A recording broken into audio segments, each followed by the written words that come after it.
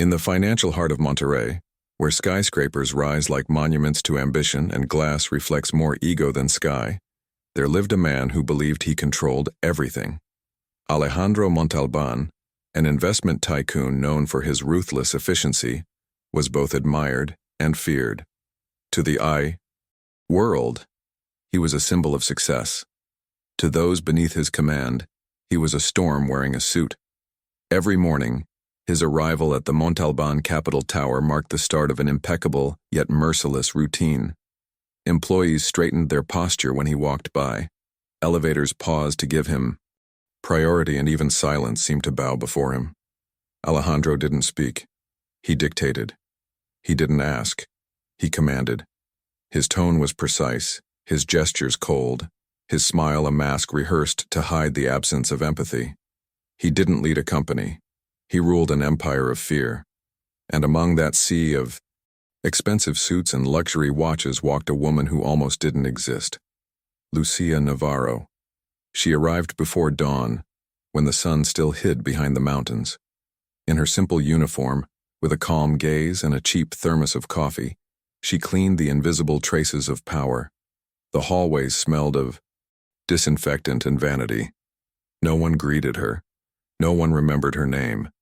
But she watched them all with the quiet patience of someone who has known humiliation and learned to survive without losing dignity.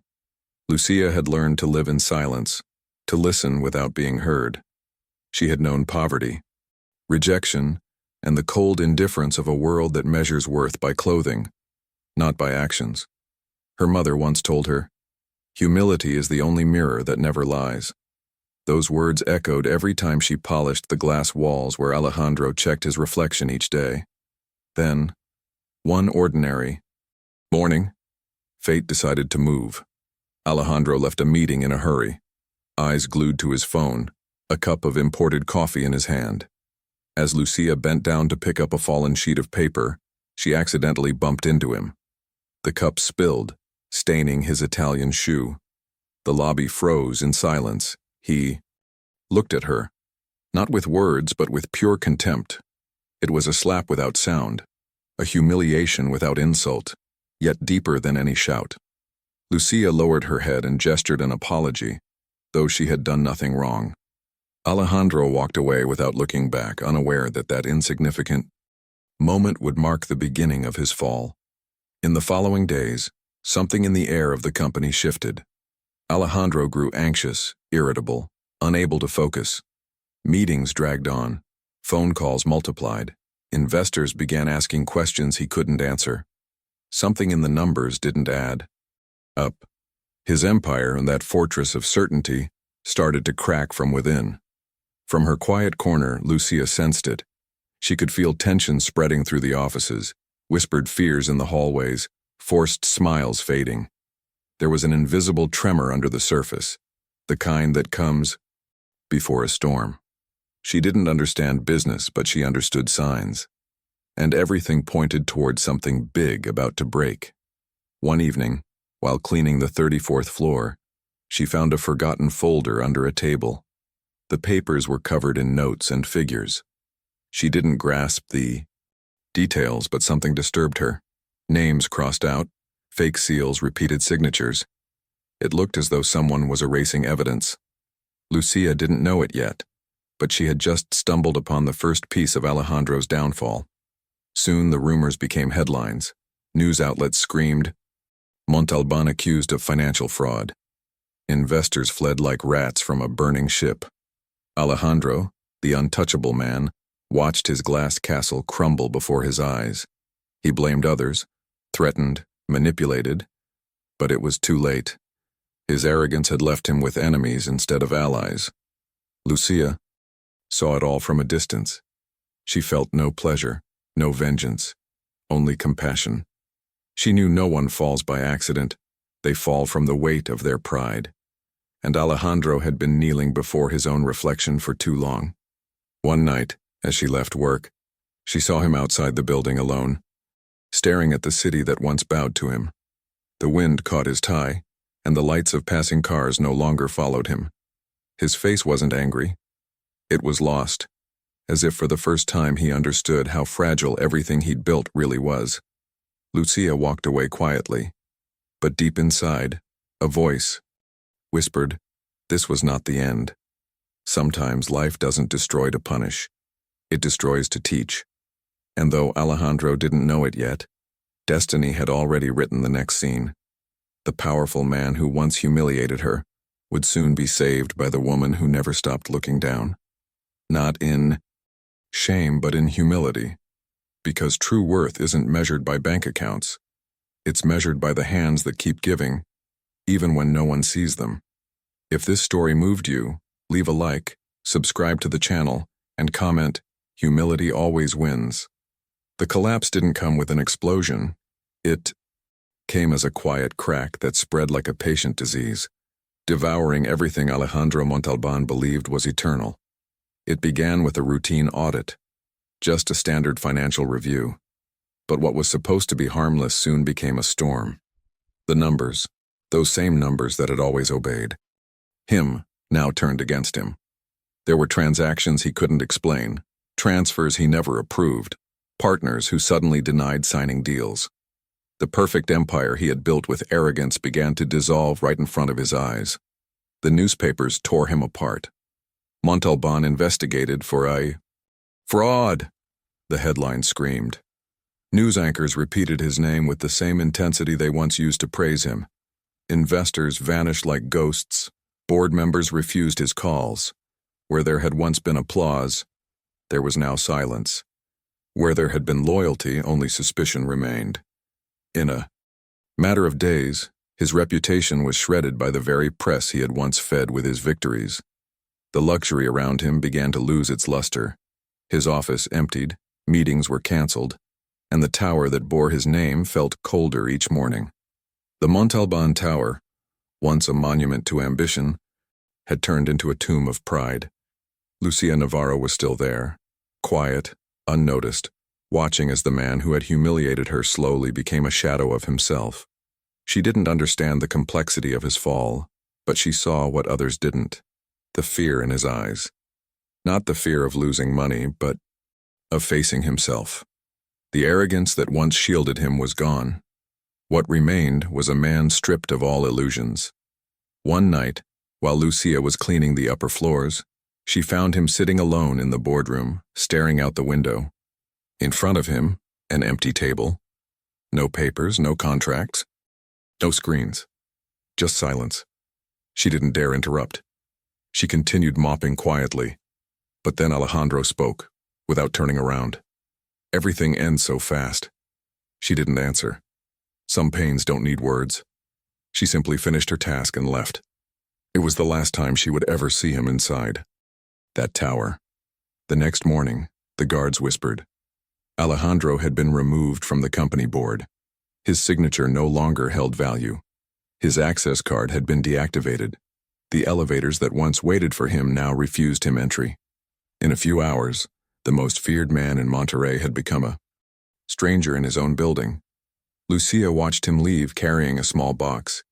Inside were papers, an old family photo, and a broken watch, one that no longer kept time for power. His walk was slow, defeated. No one said goodbye. No one looked up. Only she from afar witnessed the end of his reign, the end of days passed. The tower changed names, the logos disappeared, and new executives erased all traces of Montalban capital. Lucia continued her work with the same discipline, but deep inside, she knew something irreversible had happened.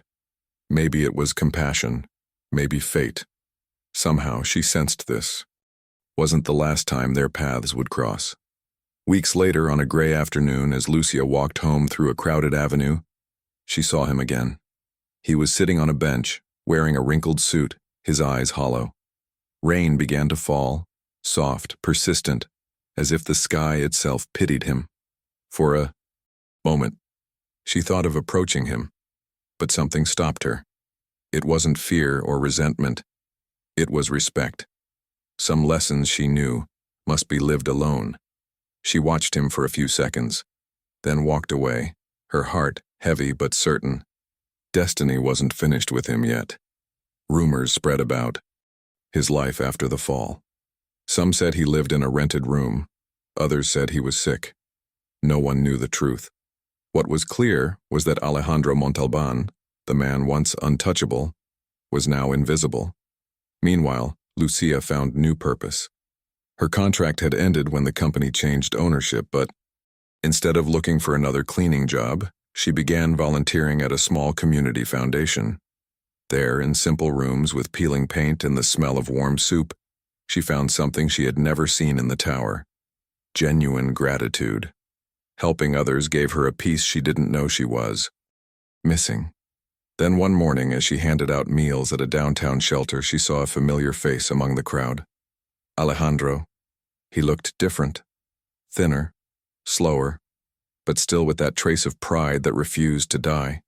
He didn't see her. She froze, a mix of shock and compassion flooding her. The world has a strange way of closing its circles. The man who once towered above everyone now stood in line for a meal. She didn't approach him. She wasn't sure why. Maybe because deep down, she understood that fate had just placed them on the same ground. No longer employer and worker, but two souls, stripped of their masks. That night she couldn't sleep. She thought of his eyes, no longer sharp but tired, defeated. For the first time she prayed for him, not for wealth, but for peace, because she knew what it was like to lose everything and still be expected to keep walking. And miles away, in a small rented room, Alejandro lay awake too. He had found a crumpled flyer on a park bench earlier that day. Renacer Foundation, help for those who want to start over. He didn't know why, but something about that word, Renacer, rebirth, echoed inside him. Maybe because he no longer wanted to fall. Maybe because for the first time he wanted to rise. At dawn he decided to go. If you believe everyone deserves a second chance, leave a like, subscribe, and comment. No one is above humility. Silence can be louder than any fall. In the weeks after his ruin, Alejandro Montalban discovered that loneliness had a cruel echo, one that repeated his mistakes over and over without mercy. He had gone from elegant restaurants to cheap diners, from tailored Italian suits to a worn-out coat he found in a second-hand store. The man who once had drivers and secretaries now walked, alone, head down, swallowed by the same city that used to stop for him. Money had disappeared as quickly as admiration. The few friends who had remained by his side vanished without a word, as if his failure were contagious. The media, once his greatest ally, now tore him apart. The tycoon who fell by his own ego, read one headline. His name, once synonymous with power, became a warning. Proof that arrogance has an expiration date. He rented a small room on the outskirts of the city. The walls were damp, the window barely let in light, and at night, the hum of traffic was his only company. His properties were frozen by the courts. His once lavish meals had turned into stale bread and cold soup. But none of that hurt as much as the realization that he had built his entire life on a lie. What he'd lost wasn't fortune, it was meaning. Alejandro spent long hours staring at the ceiling, replaying his past. He saw faces he had humiliated, hands he had ignored, opportunities to be human that he had traded for prestige. For the first time, he understood that respect couldn't be bought, and that pride, when it grows unchecked, consumes its owner. The fall hadn't destroyed him. It had stripped him bare. Meanwhile, Lucia Navarro carried on quietly with her life. She no longer worked in the glass tower. Her contract had ended when the company collapsed. But instead of despair, she found direction. She began working at a community foundation, the same Renacer organization that welcomed the forgotten. She wasn't chasing money, she was chasing purpose. In the simple act of helping others, she found the wealth that no salary could give her: peace. She hadn't heard from Alejandro in months. She assumed he'd left the city or fallen into obscurity. But destiny doesn't forget. The debts of the heart. One cloudy afternoon, while handing out food in the streets, she saw a man sitting on a bench shivering beneath an oversized coat. His beard was unkempt, his shoes torn. When he lifted his face, their eyes met. For a second, Lucia froze. It was him, Alejandro, the man who had once looked at her as if she were invisible, now looked like a ghost of himself. His eyes were no longer sharp but empty, eyes of someone who had lost not only everything, but also the belief that he deserved anything. Lucia took a hesitant step forward, then stopped. Something inside her whispered that it wasn't time yet. Some lessons must be lived in silence. She watched him for a moment, her throat tight with compassion, then turned away. That night, back at the foundation, she couldn't stop thinking about him. Not with anger, but with a kind of sadness that comes from understanding. She knew that life had its own justice, one that doesn't humiliate, but humbles. She prayed quietly for him, not for riches, but for light, for the chance that he might one day forgive himself. Alejandro, meanwhile, had reached the bottom of the abyss. Hunger broke through the last of his pride. He began visiting shelters at night, standing in long lines with strangers who carried stories darker than his own. At first, shame consumed him. He avoided eye contact, afraid someone might recognize him. But over time, he began to listen to the laughter of people who had nothing, yet shared everything, to the kindness of volunteers who expected no thanks. For the first time, he saw dignity where he once saw failure. One day, as he sat on a bench outside a soup kitchen, a crumpled flyer blew across his feet. The letters were faint, but the message was clear. Renaissance, Foundation, help for those who want to start over. Something about the word, Renaker, rebirth, stirred something inside him. It wasn't hope exactly, more like the faint memory of what hope used to feel like. The next morning, he followed the address on the paper. The building was small, painted, a fading cream color, with a handmade sign over the door. Inside, the air smelled of warm soup and disinfectant. Volunteers moved with purpose, faces tired but kind. No one looked at him with pity. No one recognized him. For the first time in months, he felt invisible in a way that didn't hurt. As he waited in line for food, a familiar figure appeared at the far end of the room. Lucia. She moved between tables with grace, comforting, serving, listening. The fluorescent light touched her face like a halo. Alejandro froze. She didn't notice him at first, but when she did, her eyes widened. Slightly. Not in shock, not in resentment, but in quiet recognition. She didn't speak. She simply smiled and handed him a tray, as if the universe had been waiting for that simple act to balance itself again. In that brief exchange, the past seemed to dissolve. The humiliation, the arrogance, the fall, all of it reduced to silence. Alejandro took the tray with trembling hands. "Thank you," he muttered, barely audible. Lucia nodded, her expression serene. She turned away to continue serving others, leaving him with his thoughts, and with something he hadn't felt in years: humility. That night, as he lay on his cot at the shelter, he stared at the ceiling once more. But this time the silence wasn't punishment. It was reflection. The man he had been was gone, and the man he could still become was waking inside him quietly. He didn't know it yet, but redemption had just walked back into his life, wearing the same uniform he once looked down upon. If you believe forgiveness has power, leave a like, subscribe, and comment. God never makes mistakes. Morning light slipped through the cloudy sky over Monterrey like a slow promise. Alejandro Montalban woke up on the metal cot at the shelter with a feeling he hadn't experienced in months. Not joy, not relief, but a strange softness inside, as if the edges of his misery had finally stopped cutting. The Renaissance Foundation was nothing like the glass tower he had ruled. There were no marble floors, no conference rooms, no cameras. But there was something he had never found in all his years of wealth. People who helped without asking who you were. People who didn't measure you by what you had lost. He followed the smell of soup to the main room. The place was full. Old men with tired eyes, women holding children, young people who had fallen too early. Volunteers moved in and out, handing out bread, folding blankets, laughing.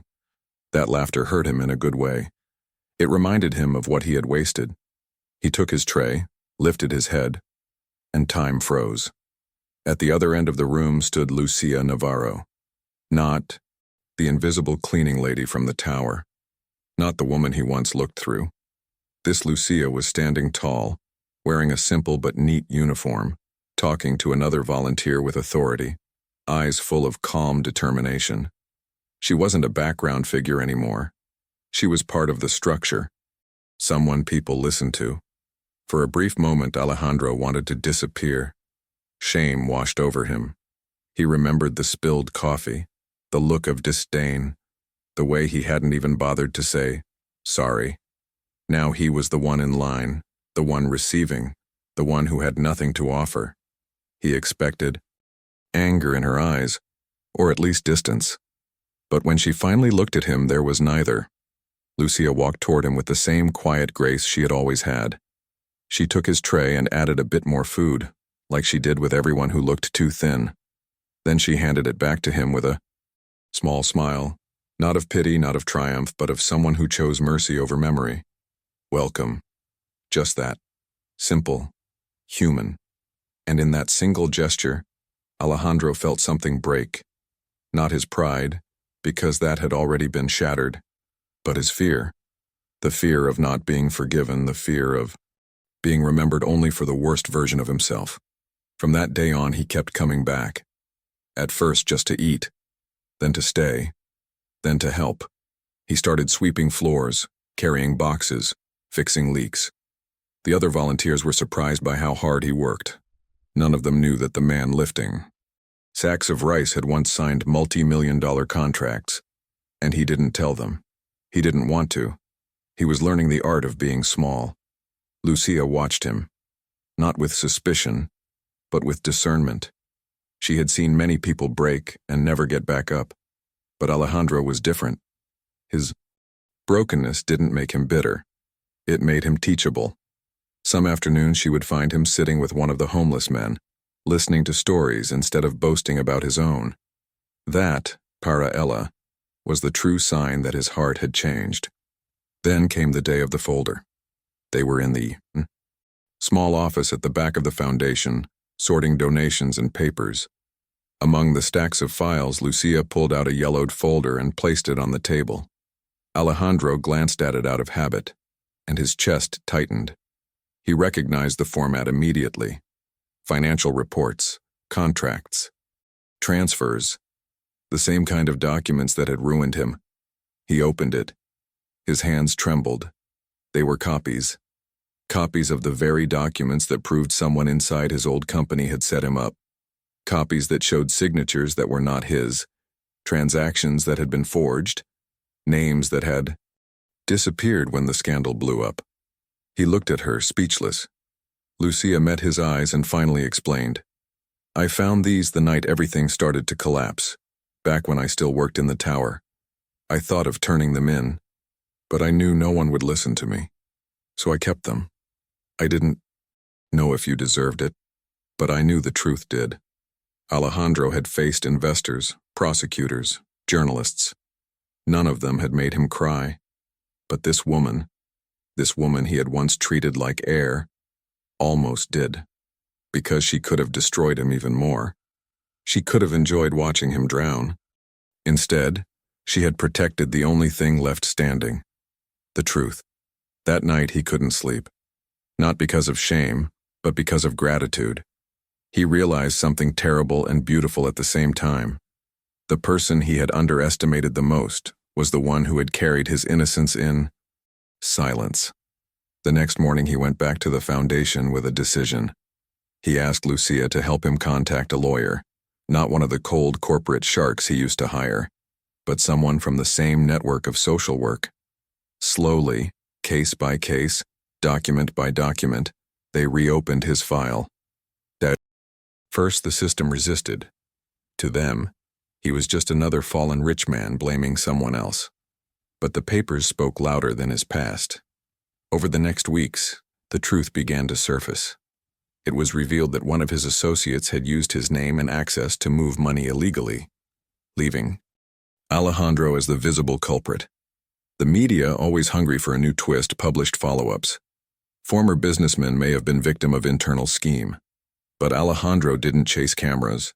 He didn't want to go back to that stage. What he did instead was stay. He stayed at the foundation. He stayed helping unload food. He stayed fixing the roof. He stayed giving advice to young people who were trying to get jobs. He stayed because for the first time in his life, he wasn't needed for his money. He was needed for his experience, his presence, his humility. Lucia saw all that and smiled. To herself. Life had done what she knew life does. It had humbled the proud and exalted the humble, not with lightning or miracles, but with time. One evening, they both ended up outside, in the small patio behind the building. The sky was clear, dotted with stars. The city noises sounded far away. They didn't talk. They didn't need to. Two people who have already forgiven each other don't have to explain anything. Alejandro looked up and realized something that made his eyes sting. He wasn't angry anymore. Not at his ex-partner, not at the press, not at himself. Losing everything had been the only way to gain what he never had, a life that mattered. From that day forward, he started making calls. Not to get his old life back, but to bring resources to the foundation. He knew people with money, people who liked to feel charitable. He spoke to them not as a beggar, but as someone who, finally understood what help could do. Many said yes. A few said no. He didn't take it personally. Funds began to arrive. Donations, food, clothes, even an offer to renovate part of the building. Lucia was stunned. She hadn't asked. She never begged. But help was coming anyway. She knew why. Because someone who had once lived for himself had finally decided to live for others. The man who had humiliated her now used his influence to lift her mission. And the woman he had ignored became the one who made his life make sense. But life, as always, wasn't finished testing them.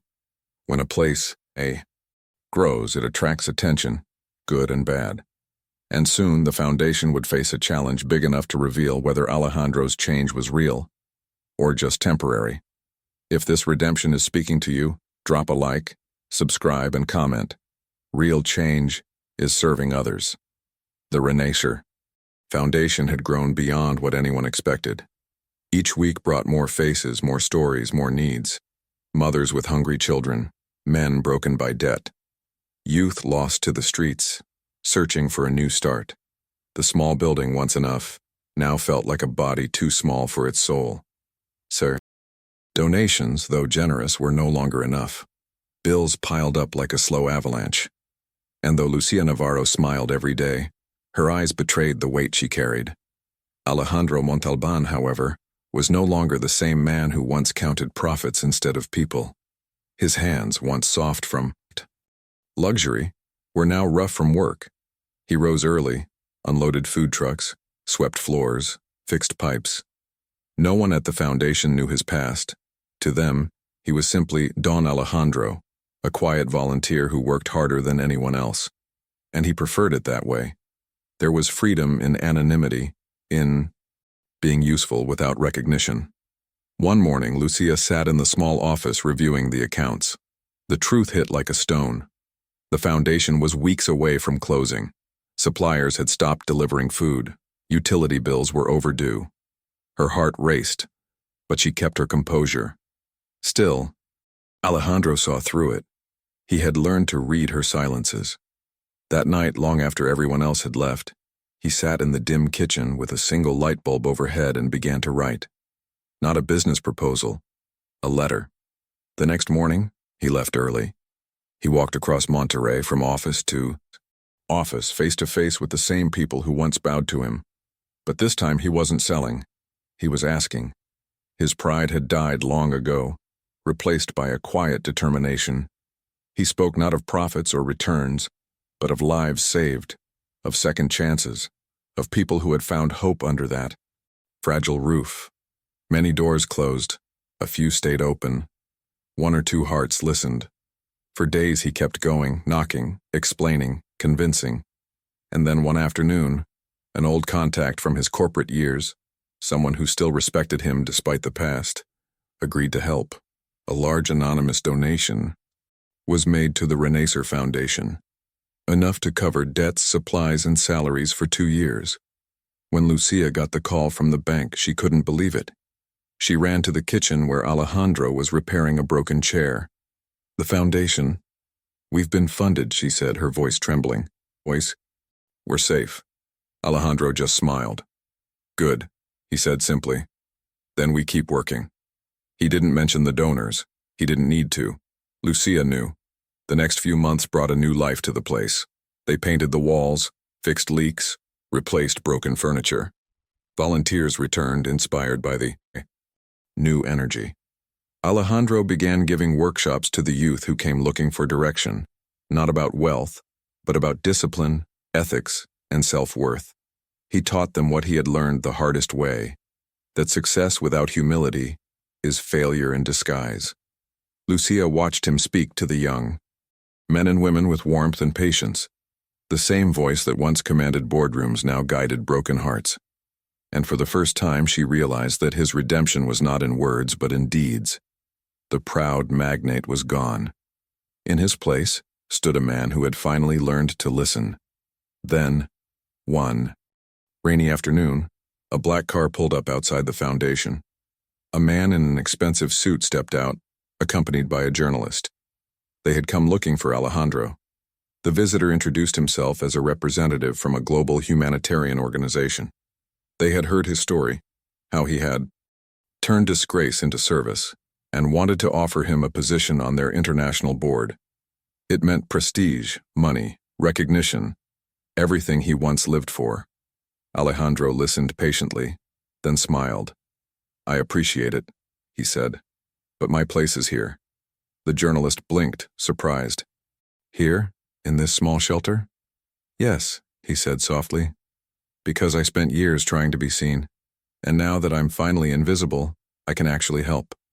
That night, local news outlets picked up the story. Former business tycoon refuses to return to power, chooses to serve the poor. But Alejandro didn't care about headlines anymore. The real victory was watching a mother feed her child, an addict find work, a man stand tall again. Lucia often thought about how strange life could be. The man who once looked down on her now spent his days lifting others. And she, who once cleaned his floors, now walked beside him as an equal. The wheel of fate had turned full circle, not with vengeance but with grace. One evening as they closed the gate after another long day, Alejandro looked at her and said, "You know, I thought my failure was losing everything. But it wasn't. My real failure was thinking I didn't need anyone." Lucia smiled. "And now?" "Now," he said, looking up at the dark sky, "I know that we're saved by the hands we once ignored. But peace never comes without another test." Just when everything seemed secure, an official notice arrived from the city government. The foundation faced possible closure due to building code violations. Permits, paperwork, inspections. The cold machinery of bureaucracy threatened to undo all their work. Lucia's heart sank, but Alejandro didn't panic. The man who once fought life with arrogance now faced it with calm. "We'll fix it," he said. "We won't fight with anger. We'll fight with truth." The invisible rescue wasn't over yet. And this time, it wouldn't come from donations or luck. It would come from faith, perseverance, and the belief that what's done with love cannot be destroyed. If you believe goodness always finds its way, leave a like, subscribe, and comment. Forgiveness also saves. The letter from City Hall arrived like a storm, without warning, without mercy. A government inspector, flanked by 2 assistants, appeared at the entrance of the Renaissance Foundation one gray morning with a thick folder and a practiced frown. He claimed that the building violated several safety and administrative codes, expired permits, unauthorized renovations, missing documents. His words were sharp, mechanical, soulless. The foundation, he said, could be shut down within a week. For Lucia Navarro, it was as if the air had been punched out of her lungs. Not for herself, but for the people inside, the ones who came there to eat, to sleep, to feel seen, the elderly who had nowhere else to go, the mothers who counted on the shelter to feed their children. Closing meant erasing hope. Alejandro Montalban, however, didn't flinch. The old Alejandro, the one who barked orders and threw money at problems, would have called in favors or tried to buy influence. But that man was gone. The new Alejandro took the file, read every page carefully, and nodded. There was truth in what the inspector said. The foundation had grown too fast, too passionately without stopping to update paperwork. Bureaucracy doesn't understand compassion. It only recognizes stamps and signatures. Still, Alejandro suspected something more. That afternoon, he received a discreet call from a former associate, a man still connected to the business world. Between hints and silences, he revealed that certain people in the neighborhood didn't want the foundation to stay open. Its presence disrupted plans, commercial developments, political interests, real estate ambitions. The poor were bad for business. The message was clear. Someone powerful wanted them gone. Alejandro clenched his fists, but he didn't raise his voice. Not this time. He had fought dirty wars before and lost himself in the process. Now he would fight differently. He gathered the staff and volunteers. No secrets, no false optimism. He told them, the truth. We might lose the building, he said, but we won't lose our purpose. If they close these doors, we'll work from the streets. If they take the roof, we'll still be shelter. The foundation isn't these walls. It's us. Lucia looked at him with quiet pride. The man who once demanded obedience now inspired strength. The following days were a blur of exhaustion and determination. Alejandro used his old skills, not for profit, but for justice. He organized files, filled out forms, visited government offices, called in favors with lawyers who owed him nothing but respect. Lucia gathered testimonies from the people the foundation had helped. Handwritten letters, photos, statements. None of it was official, but it was real. And sometimes, truth weighs more than law. When the final inspection day arrived, the same official returned. Clipboard in hand, expression unmoved. He walked through the building, tapping walls, checking exits, measuring spaces. He pointed out wiring, emergency signs, outdated fire extinguishers. Alejandro followed him patiently, answering each question, showing receipts, explaining renovations. Lucia trailed behind, clutching a folder full of letters. At the end, the inspector looked up from his notes. "Why do you insist on keeping this place open?" he asked, his tone half curiosity, half challenge. "It's not profitable. It's not government-run. What do you get out of it?" Alejandro met his gaze. No arrogance, just calm conviction. "Because I know what it's like to fall," he said. "And I know what it's like when no one reaches out. This place exists so that no one else has to go through that alone." The inspector said nothing. Lucia stepped forward and handed him the folder. "These aren't legal documents," she said softly. "They're letters. From the people who eat here, sleep here, live because this place exists. I think you should read them." The man opened it reluctantly. The first letter, written in shaky handwriting, read, "Thank you for giving me a place to be seen." Another said, "Here I was allowed to bathe, when everyone else avoided me." A child had drawn two stick figures holding hands, one labeled Lucia, the other Alejandro, under a roof colored with bright crayons. Something in the inspector's face changed. For a brief moment, the bureaucrat vanished, and a human being remained. He closed the folder and left without a word. 3 days later, the verdict arrived. The foundation would not be closed. They would be given time to update permits and correct minor issues. No fines, no eviction, no shutdown. It wasn't luck. It was proof that love, when stubborn, can bend even the coldest systems. Lucia cried quietly when she read the notice. Alejandro exhaled deeply, smiling with his eyes. It wasn't triumph. It was peace, the kind that comes when you know you've done right by something bigger than yourself.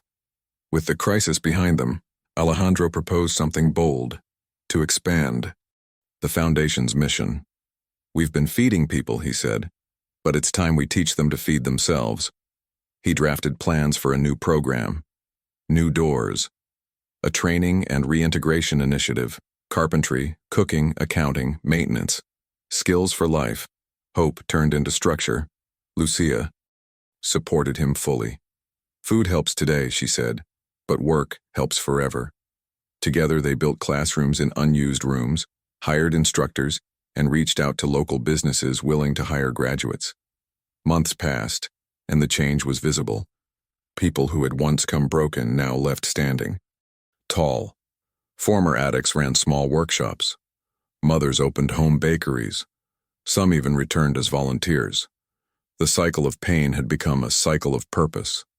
One afternoon, during the inauguration of a new wing, Alejandro unveiled a small plaque. Restoration Hall, in honor of Lucia Navarro. She protested, embarrassed, but he insisted. "It's not for you," he said, smiling. "It's for what you represent. Strength through humility." In her short speech, Lucia said, "I didn't save Alejandro. I just did what anyone should do when they see someone fall. Don't kick them. Let life take care of the rest." The audience applauded softly, moved not by grandeur but by truth. Alejandro never returned to the world of suits and glass offices. He rejected new offers, ignored headlines. He stayed where meaning lived, among the broken, the tired, the hopeful. The man who once demanded respect now earned it in silence. The story ended not with glory but with grace. The tower had fallen, but in its ruins grew something far stronger. Compassion. Because the real lesson wasn't that a rich man fell. It was that a humble woman refused to let him stay on the ground. And together, they built something no scandal, no inspector, no greed could ever destroy. If this story touched you, leave a like, subscribe to the channel, and comment. Humility always wins.